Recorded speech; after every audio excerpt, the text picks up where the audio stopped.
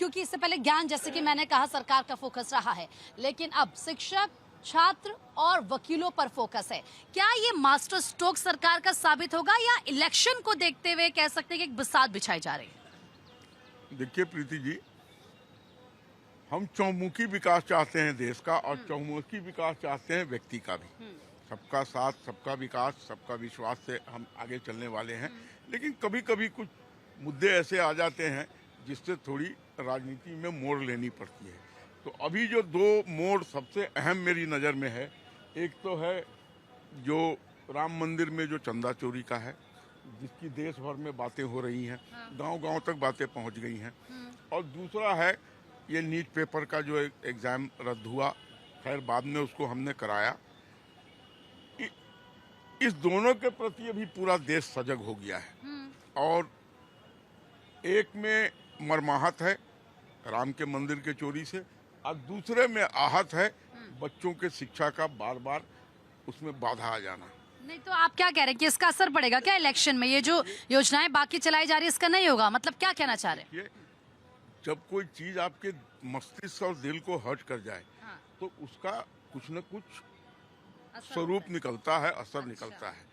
तो आप जिसे कहिए शुद्ध भाषा में डैमेज कंट्रोल, उसमें हम लोग लगे हैं, क्योंकि हमारी नीयत साफ है, हमारा काम करने का तरीका निष्पक्ष है, और हम बहुत जल्दी इस देश की जनता को, खासकर आप जैसे युवा लोगों को इस पर आकर्षित कर लेंगे कि हाँ जी, इन्होंने काम किया। और अब लगता है इनकी अगुवाई में न चंदा चोरी होगा और न कोई एग्जाम रद्द होगा। ठीक है अमर जी, मुझे लगता है कि देखिए आधी बात तो आलोक जी ने ही कह दी है, लेकिन वो कह रहे हैं कि ठीक है, जो डैमेज हुआ इसको कंट्रोल करने की कोशिश की जा रही है, और ये जो अब ऐलान किए गए हैं सरकार की तरफ से या जो सुविधाएं दी जाएंगी, इससे हो जाएगा कंट्रोल। आपको ऐसा लगता है? देखिए, खुद भारतीय जनता पार्टी कह रही है कि डैमेज कंट्रोल करने की कोशिश की है, मतलब काम उन्होंने नहीं किया है, इस वजह से जो डैमेज हुआ उसको कंट्रोल करने की कोशिश की है। वादे की बात आप कर रहे हैं, उस वादे को अगर आप देखिएगा तो उन्होंने कहा था कि जो हमारे अन्नदाता हैं उसको फ्री में बिजली देंगे, यानी किसानों को फ्री में बिजली देंगे। उन्होंने अभी तक पूरा नहीं किया, ऐसा नहीं हो पाया। अब उन्होंने ये कहा है कि मैं वकीलों को भी व्यवस्था में रखूंगा। सुप्रीम कोर्ट ने पहले ही कहा था कि जो वकील अर्बन एरिया में रहते हैं उसको 20,000 रुपया देना चाहिए, और जो रूरल एरिया में रहते हैं उसको जो है 15,000 रुपया देना चाहिए। तो अब सवाल ये उठता है कि इस कोई व्यवस्था नहीं की गई है। माना कि आपने देखा कि जिस मुद्दे पे आप सत्ता में आए, उसी मुद्दे को लेकर के अगर आप बात करेंगे तो भगवान के घर में भी चोरी नहीं, अब उसको लेकर तो एक्शन लिया ही जा रहा है ना, एसआईटी का गठन किया गया है, और ये भी कहा जा रहा है कि भाई जो हुआ वो गलत हुआ है, ऐसा नहीं होना चाहिए, इससे लोग आहत हुए हैं, लेकिन दोबारा ना हो। लेकिन अब ये जो शिक्षकों की हम बात करें, वकीलों की बात करें, छात्रों की, लग रहा है ये पारदर्शी होगा, क्योंकि पहले पैसा तो पहले भी आता था लेकिन वो पहुंचता नहीं था डायरेक्टली। ये चुनावी एजेंडा है मैम। ये मुझे लगता है ये 100-110 करोड़ हिंदू हैं यहाँ पर। और मुझे लगता है कि भारतीय जनता पार्टी को जितना मौका दिया गया, जिस वे में मौका दिया गया, उसमें किसी भी राजनीतिक दल को नहीं दिया। तो आप जब वादा कर रहे हैं उसको पूरा कीजिए, पूरा नहीं करते हैं तो आप गद्दी छोड़िए, जनता सब कुछ देख रही है। ठीक है, जनता सब कुछ देख रही है। सर मैं आ रही हूँ, क्या लगता है ये क्या अमर जी कह रहे हैं कि ये ऐसी पॉलिटिकल एजेंडा है, क्या वाकई जो ये योजनाएं सरकार की तरफ से लाई जा रही हैं या जो फोकस किया जा रहा है ये काम नहीं करेगा? क्या अभी भी फोकस, जैसे उन्होंने कहा कि चंदा चोरी का मामला सबने देखा, वो एक्सेप्ट भी कर रहे हैं, हम इस पर काम कर रहे हैं, तो क्या ये उसको नहीं कंट्रोल कर पाएगा? देखिए, बात ये है ना कि अपोजिशन को लग रहा है चंदा चोरी का मुद्दा इतना बड़ा है कि इस पे वो 2027 का इलेक्शन भी लड़ेंगे, और लड़ेंगे, 100% लड़ेंगे। ये तब तक उसको नहीं छोड़ेंगे जब तक वहाँ ले ना जाए। हुआ है, गलत हुआ है, इससे किसी को इनकार नहीं। जिसने गलत किया वो पनिशमेंट भी भोग रहा है और आगे भी भोगेगा। देखिए, जांच की समिति है, सीबीआई, जो भी XYZ जो भी समितियां अपना जांच कर रही है, अपनी कार्रवाई करेंगी, जुडिशरी अपना काम करेगा। सरकार का काम था कि हाँ चीज़ें सामने आई, इसको हम जांच के लिए भेज दें, उन्होंने अपना काम कर दिया। पर अपोजिशन के लिए वो मुद्दा बहुत बड़ा है, तो उसको वो घेरने की तैयारी कर रहे हैं। और आप देखिए ना कितना मतलब अनोखा है कि अब अच्छा लग रहा है कि विपक्ष वाले भी हिंदुत्व की बातें करने लग गए, जबकि पहले नहीं करते थे। पहले उनके लिए मैटर ही नहीं करता था। मुलायम सिंह यादव का संसद में कहा हुआ है कि क्यों नहीं गोली मरवाएंगे, हम मरवाएंगे, जो मस्जिद तोड़ने की कोशिश करेगा हम उसको गोली मरवाएंगे। तब उनका हिंदुओं की तरफ कोई सॉफ्ट कॉर्नर नहीं था, उसके बारे में बात नहीं करना था उनको। आज भी रामगोपाल यादव कह लें या जो भी समाजवादी पार्टी के नेता हैं, वो ये बड़े खुलेआम कहते हैं आज भी कि हम ये करेंगे इनके लिए। पर अब अचानक पिछले एक डेढ़ महीने से ऐसा क्या हुआ कि इनको समझ में आ गया। आपके सामने मैं कई बारी बोल चुका हूँ, ये वेस्ट बंगाल का असर है। वेस्ट बंगाल में जो ममता बनर्जी का हश्र हुआ, उससे ये जो डर पैदा हुआ है, उससे सारे लोग, राहुल गांधी हों, अखिलेश यादव हों, ये समाजवादी जितने भी हैं, ये अब सनातन की शरण में और अपने आप को सनातनी दिखाने की होड़ मच गई है। तो जो पार्टी इतने दिनों से सनातन का झंडा ढो रही थी, उसको आप पीछे धकेल देंगे? आपको लगता है आप उसको पीछे धकेल देंगे? जिस तरीके से सनातन को पिछले 25-30 सालों से बीजेपी ढो रही है, आज अचानक आप सनातनी बनकर उसको झुठला देंगे? संभव है क्या? फिर आइए आप बाबा पे। बाबा योगी जो हमारे हैं, उन्होंने जो इतना पिछले 9 साल में अपना करके दिखाया है, जिस तरीके से उन्होंने प्रदेश को चलाया है, जिस तरह से प्रदेश की उन्नति हुई है, हम पिछले डिबेट में गिना चुके हैं उनकी उपलब्धियों को। अगर उन सब को आप झुठला के सिर्फ सत्ता में आने के लिए आप कोई भी मुद्दा ढूंढते रहेंगे, तो उससे आपको सक्सेस नहीं मिलेगा। आपको अपनी कार्यशैली, अपना तरीका, डिबेट में सभ्य होना। मैं सारे डिबेट में समाजवादी पार्टी या कांग्रेस के नेताओं को इतना ज़्यादा उद्वेलित देखता हूँ, परेशान देखता हूँ, हाइपर देखता हूँ, चीखते चिल्लाते देखता हूँ कि मुझे बड़ा आश्चर्य होता है कि आप अपनी बात शांति से जनता के बीच में क्यों नहीं रख सकते? आपको प्रोपेगेंडा क्यों करना है? आपको अपनी बात चिल्ला के ही क्यों कहनी है? आपको पता है ना प्रीति जी, चिल्लाता इंसान कब है? जब वो फ्रस्ट्रेट हो जाता है, और सत्ता से इतनी लंबी दूरी फ्रस्ट्रेशन का प्रमाण है। ठीक है सर आप बताइए कि उत्तर प्रदेश में, क्योंकि आप तो यूपी को देखते आ रहे हैं और आपका इतना अनुभव है, आप क्या देखते हैं कि योगी सरकार में उत्तर प्रदेश में जो योजनाएं चलाई गई हैं या जो ऐलान अब किए जा रहे हैं, लगता है कि एक बार फिर से जनता चुनेगी? काम किया है सरकार ने? भरोसा किया जाए एक बार फिर से? मैडम, धरातल पर काम हो रहा है प्रैक्टिकली। अब कोई थ्योरी नहीं है कि मैंने ये करना है, मुझे वो करना है, और करते कुछ नहीं है। जिन्होंने कुछ नहीं करा वे खुद परेशान है। योगी जी के विकास को देखकर वे परेशान है। भाई, जब हम सत्ता में रहे हम विकास नहीं कर सके। अब जनता को चाहिए विकास, और प्रैक्टिकली चाहिए। आज उत्तर प्रदेश के अंदर हर वर्ग सुरक्षित है। कोई भी वर्ग ऐसा नहीं है जिसको दिक्कत हो, और दिक्कत होती है तो उसकी दूर की जाती है। कोई समुदाय, कोई जाति, और पहले तो सिलेंडर के लिए भी लाइन लगती थी, हर काम के लिए लाइन लगती थी। जो पीछे जो लाइन में लगता था, आज वो आदमी आगे लाइन में लगता है। सिलेंडर, कुछ लोग कहते हैं कि भाई महंगा हो गया। 4 दिन लाइन में लगने के बाद उसकी दिहाड़ी कहाँ गई? उसको भी सिलेंडर के साथ जोड़िए आप। और सुरक्षा, वातावरण, गुंडे, माफिया, ये सब पलायन कर चुके हैं यूपी से। व्यापारी आ रहे हैं। आप भी उत्तराखंड को बिलोंग करते हैं, बराबर में यूपी है आपके। आपने भी देखा होगा, अब जिसको जो काम करना है उसको बोल कर भेज दिया कि भाई तुझे तो तारीफ करनी फला पार्टी की, वो उसी पार्टी की तारीफ करेगा। वहाँ 6 वोट नहीं डलती, वहाँ पूरी जनता की वोट डलती है। इसीलिए दोबारा मुख्यमंत्री बने, और अब हैट्रिक लगेगी। ठीक है, चलेगी नहीं विपक्ष की कोई ट्रिक, योगी जी की लगेगी हैट्रिक। ठीक है, विपक्ष की कोई ट्रिक नहीं चलने वाली। मैं और ऐड करना चाहता हूँ, आज संसद में सारे अपोजिशन वाले इस अभी जो प्रदर्शन हुआ है इसको लेके बातें कर रहे हैं, पर इसी समय पर जहाँ जहाँ उनकी सरकारें हैं वहाँ भी पेपर लीक हुआ है। वहाँ के कौन से शिक्षा मंत्री का इस्तीफा इन्होंने अपने आप मंगाया या बर्खास्त किया? एक बारी ये सिर्फ बता दें। मतलब दूसरों पे उंगली उठा रहे हैं आप, लेकिन आप खुद अपना वो जो कर्म है, जो अपने जहाँ पर आपके कंट्रोल है, वहाँ आपने क्या डेवलपमेंट किया, क्या चेंजेस किया जिससे कि पेपर लीक रुक सकता है या नहीं रुक सकता? इसका जवाब जो है कोई देने को तैयार नहीं है। आज भी बैठ के संसद में आप अमित शाह को घेरने की कोशिश कर रहे हैं। आप उससे पहले नैतिकता के तौर पर पंजाब से शिक्षा मंत्री का, कर्नाटक से शिक्षा मंत्री का, झारखंड के शिक्षा मंत्री का, इन सबका इस्तीफा दे के आप फिर संसद में बात करते ना, अच्छा लगता, आपके साथ मैं भी खड़ा हो जाता। लेकिन आज मुझे ऐसा आपने नहीं करा, तो मैं कैसे आपके साथ खड़ा हूँ? आपकी नैतिकता पर कैसे भरोसा करूँ? अमर जी, आपके पास आऊंगी मैं इसके जवाब के साथ। जल्दी से मुझे बात करो। देखिए, अभी जो आचरण विपक्ष का लोकसभा में हो रहा है, वो ये दर्शाता है कि उनको संविधान में विश्वास नहीं है। अच्छा। और अमर जी को शायद पता होगा, ये उसमें संलिप्त भी रहे होंगे, कि सबसे ज्यादा पेपर लीक हुआ राजस्थान में जब कांग्रेस की सरकार थी। और इन्होंने न किसी का इस्तीफा लिया, न इन्होंने उस व्यवस्था को सुधारा। हमारे यहाँ भी पेपर लीक्स हुए हैं, मैं इसको एडमिट करता हूँ, और अच्छी खासी तादाद में हुए हैं। बच्चों का भविष्य अधर में लटका है, लेकिन हम सजग हुए। 22 लाख को हमने री एग्जाम करवाया बगैर किसी पैसे खर्च किए हुए, और हमने पारदर्शिता के साथ उसका रिजल्ट भी घोषित कर दिया।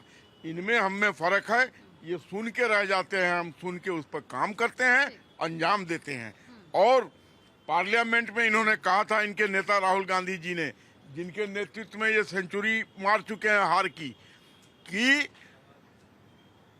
धर्मेंद्र प्रधान का इस्तीफा हो जाए तो हम संसद चलने देंगे। अब तो उनका इस्तीफा हो गया, अब क्यों नहीं चलने दे रहे हैं, इसका भी कारण स्पष्ट कर दें। ठीक है, उनसे जवाब ले लेंगे। हालांकि आज तो संसद चल रही है, तो आप बताइए कि उत्तर प्रदेश, बदलता हुआ उत्तर प्रदेश आप देख रहे हैं और हर वर्ग को साधने की कोशिश की जा रही है, हर एक वर्ग के लिए काम किया जा रहा है। क्या लगता है कि जो काम सरकार की तरफ से किए जा रहे हैं, जो योजनाएं चलाई जा रही हैं, इसका असर पड़ेगा? जनता एक बार फिर से भारतीय जनता पार्टी को वोट करेगी? बिल्कुल, सरकार ने जितनी योजनाएं चलाई हैं सब जनता तक पहुंच रही हैं। जनता उससे प्रसन्न है, खुश है।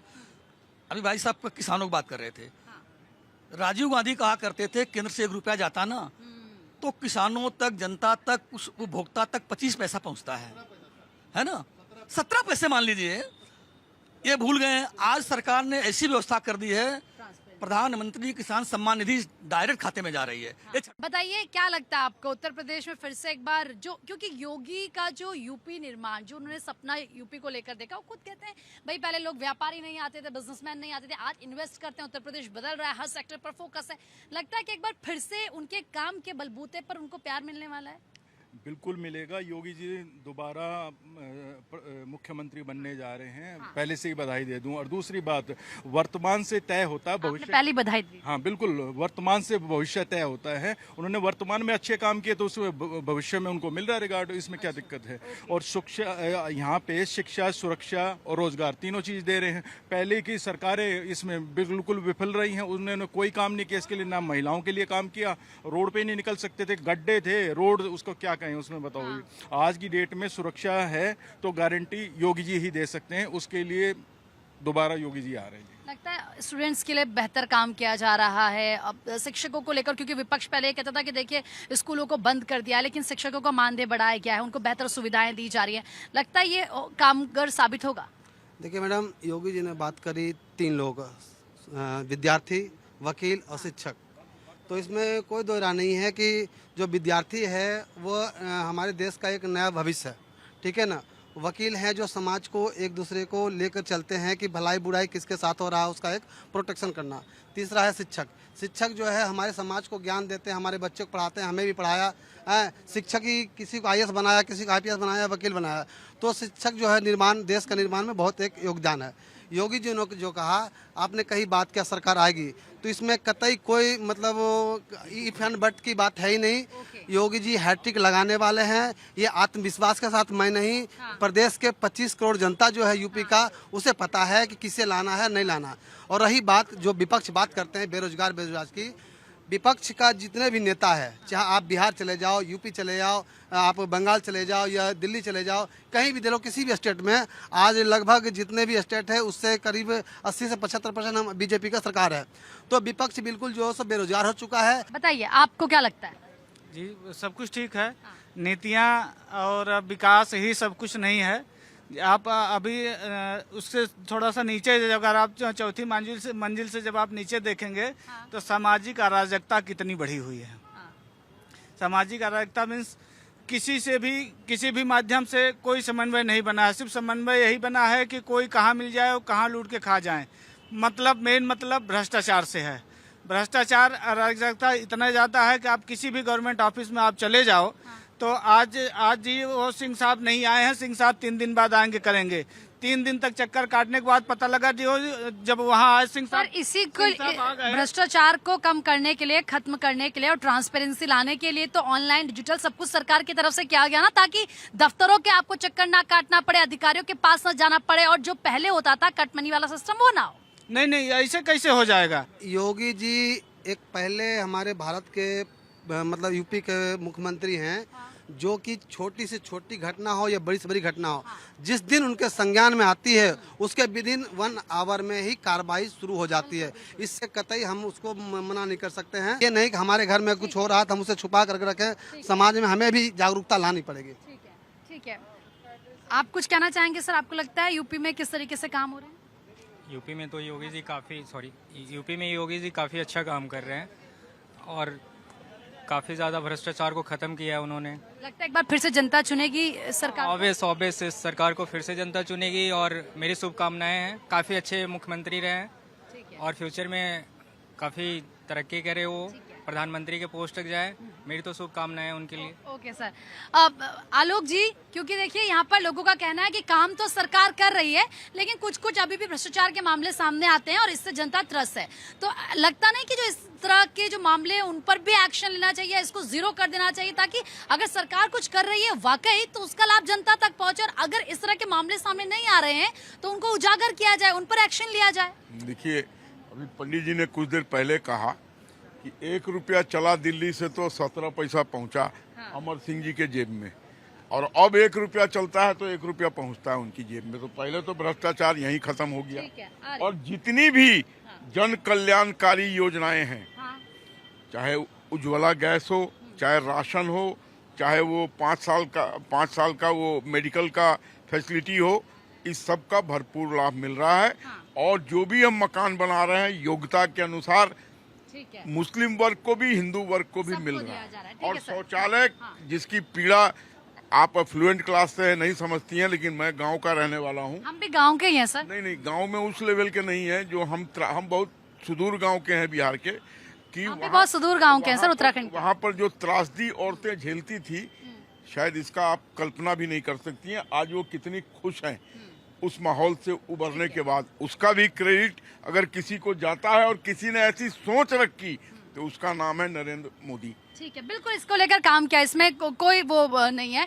बताइए सर, आप कहते हैं जवाब देंगे, पहले 1 रुपए देते थे, 17 पैसे आते थे, लेकिन ये बात सच है कि अब ट्रांसपेरेंसी आई है और किस तरीके से डायरेक्ट अगर डीबीटी के जरिए पैसा ट्रांसफर किया जा रहा है तो भाई जो अमाउंट है वो डायरेक्ट अभिभावकों के खातों में आ रहे हैं, बच्चों के लिए चीजें लाई जा रही है। वो जो बिचौलिया वाला सिस्टम था वो खत्म तो कर दिया है सरकार ने। वो कांग्रेस थी जिसको पता चलने के बाद खुल के सामने बोलती थी। ये कहें 1 लाख स्कूल बंद करा दिए हैं, उस 1 लाख स्कूल में जो गचेंगे, कौन से 1 लाख स्कूल बंद कराएगा? वो कहेंगे 1 लाख सरकारी स्कूल बंद करा दिए गए, ये समझे? पहली बात। दूसरी बात, लाखों पेड़ काट दिए, बताएगा गचेगा क्या? लैंड फॉर जॉब किसके उसमें हुआ था? लैंड फॉर जॉब का हमने क्या कहा था कि फ्री में दे देंगे जमीन उद्योगपति को। हजारों एकड़ जमीन उन्होंने दे दिया। बिहार के ठीक है सर, एक मैं आपसे जॉब ले जल्दी। आपने अच्छी बात कही है, वहाँ पर लैंड फॉर जॉब की बात हुई है और ऐसी अट्रैक्शन जगह जगह करना पड़ता है। इनकी सरकार थी उत्तराखंड में तो इन्होंने इनकम टैक्स माफ किया था और जीएसटी माफ किया था 5 साल के लिए। तो नोएडा से कितनी फैक्ट्रियां उठ के वहाँ चली गई हमने थी। किसानों के भी माफ किया था। में जो अपोलो हॉस्पिटल बना वो भी 1 रुपए में उनको जमीन दी गई थी। आज कितने लोगों का लाभ हो रहा है वहाँ से, ये भी किसी से छिपा हुआ नहीं है। तो ऐसी अट्रैक्शन लाने के लिए कभी कभी कुछ रियायतें देनी पड़ती हैं ताकि वहाँ, अब बिहार में इतना बड़ा उद्योग स्थापित हो रहा है, इससे हमारे हजारों युवाओं को वहाँ पर नौकरी मिलेगी और संस्थान आगे। आपसे भी लूंगी। वो कह रहे हैं कि पहले तो वो स्कूलों को बार बार वो मुद्दा उठा देते हैं कि 1 लाख स्कूलों को बंद किया है। कहाँ बंद किया है? 22,000 स्कूलों का मर्जर हुआ है, स्कूल बंद नहीं हुए हैं। ये गलत जानकारी। जहाँ 50 से कम बच्चे थे उनको उठा के एक जगह दिया गया ताकि एक जगह बेहतर तरीके से व्यवस्थित किया सके, उसको फैसिलिटी मिल सके। लेकिन देखिए उसमें बिल्कुल जो भी रीजन जो है वो बेहतर बनाने के लिए एक जगह पे अगर 50 से कम बच्चे हैं तो जहाँ ज्यादा बच्चे एक जगह सारी फैसिलिटी हो जाए, वो किया गया। ये क्या कर रहे हैं? 1 लाख स्कूल बंद कर दिया। इस तरीके से लोगों को भड़का के सड़क पर उतारने का काम जो ये कर रहे हैं, कहाँ से सही है मुझे बता दीजिए सर। इन्होंने 1 लाख की झूठी संख्या बताई है। 22,000 स्कूल मर्डर किए गए हैं जहां कम बच्चे थे, उनको इकट्ठा करके अच्छी व्यवस्था दी गई पढ़ाई के लिए। दूसरी बात, ये भूल गए थे, कुछ और बोलना चाहते थे ना, लेकिन ये तैयारी करके आया नहीं विचार लगता मुझे। अमर सिंह जी सुनो, सरकार ने अभी सरकार ने क्या किया है, झूठ बोलता है छात्रों को जो 3500 स्कॉलरशिप मिलती थी ना, 22,000 कर दिया उठा करके, तो इनको याद नहीं रहेगा। पर एक बात बताइए, ठीक है, आप ही से एक मिनट, अगर सरकारी स्कूल बंद हुए हैं तो फिर टीचरों की नौकरी गई होगी, किसी टीचर की नौकरी गई है? अरे ये तो बहाल ही नहीं करते हैं तो नौकरी अरे तो फिर गई तो होगी ना, स्कूल बंद हुए हैं तो स्कूल बंद हो, नौकरी हो तब ना सारे पेपर तो लीक हो जाते हैं। मैम बताइए, उस सरकारी स्कूल में हमारे गरीब बच्चे पढ़ते हैं, किसान के बच्चे पढ़ते हैं, जो मजदूर के लोग हैं उनके बच्चे पढ़ते हैं, उनको बंद करा करके आप क्या करना चाहते हो? मूर्ख बनाना चाहते हो देश को? अगर ये स्कूल बंद हुए हैं जैसे कह रहे, तो टीचर्स की भी तो नौकरी गई होगी ना, घर बैठे सरकार पैसे थोड़ी दे रही होगी उनको। मैडम ज्यादातर स्कूल्स में मैम जो स्ट्रेंथ है, जितने टीचर्स की जरूरत है, हम यूपी क्या हम दिल्ली में भी कंपेयर कर सकते हैं। अगर 10 की जरूरत है तो टीचर 4 ही हैं, तो बच्चे भी कम हो रहे हैं, बच्चे बढ़ भी रहे हैं कई स्कूलों में, तो वो एडजस्टमेंट्स होती हैं। लेकिन जो अब हम वापस मुद्दे पे आते हैं, जैसे आपने एडवोकेट्स के लिए कहा, तो एडवोकेट को 5 लाख रुपए का वो जो आपने स्वास्थ्य के लिए दिया, वो वेलकम स्टेप है, अच्छी बात है। लेकिन उससे भी ज़्यादा जो जरूरी है और जो बेसिक है, जिसकी वजह से आज आप इतना बड़ा आंदोलन भी हो गया कहीं ना कहीं, जो हमारी न्याय व्यवस्था बड़ी स्लो चल रही है, तो जो कोर्ट्स के अंदर कोर्टों का जो इंफ्रास्ट्रक्चर है, उत्तर प्रदेश में किसी भी कोर्ट के अंदर, आप दिल्ली में हर कोर्ट के अंदर आज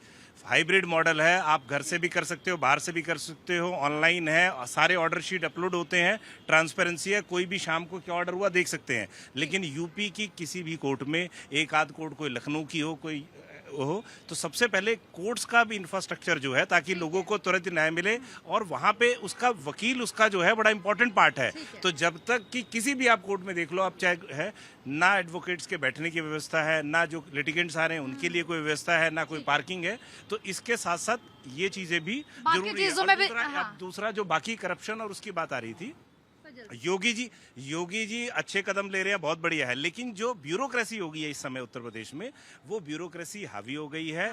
अगर आपको अपने खेत की पैमाइश करानी है, तो जब तक आप एक अमाउंट नहीं दोगे, रोड पे है तो उसका रेट अलग है, कमर्शियल है तो उसका रेट अलग है, बिना उसके काम नहीं होगा। तरफ सरकार लगातार कई अच्छे काम कर रही है, अलग अलग सेक्टर्स में काम हो रहे हैं, लेकिन कहीं ना कहीं कुछ अगर ऐसे मामले सामने आते हैं भ्रष्टाचार के, अफसरशाही के, तो वो नहीं होने चाहिए और इन मामलों पर भी तुरंत एक्शन लेना चाहिए। लेकिन खैर, ये देखना होगा कि पिछले 9 साल में सरकार की तरफ से जो काम किए गए हैं, उनको लेकर जनता कितना एक बार फिर से भरोसा करती है या फिर नहीं।